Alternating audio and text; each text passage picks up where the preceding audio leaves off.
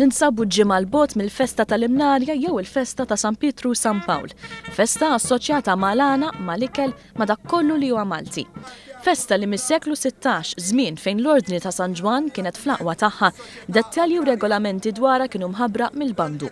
Għal-pubbliku Malti il-bandu kien ix-xandar li jwissi dwar iċ-ċelebrazzjonijiet tal-Imnarja u kif ir-raħħala setgħu itelqu l-bejjem tagħhom. U dan reġa' sar propju fl-2017.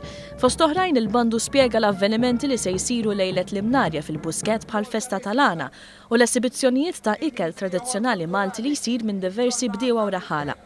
Ħabbar ukoll regolamenti dwar it-tlilaq tal-bejjem li jsiru nhar l-Imnarja u qal li ebda annimal mhux se jitħalla jipparteċipa mingħajr sit u li l-moħqrija mhux se tkun ittollerata.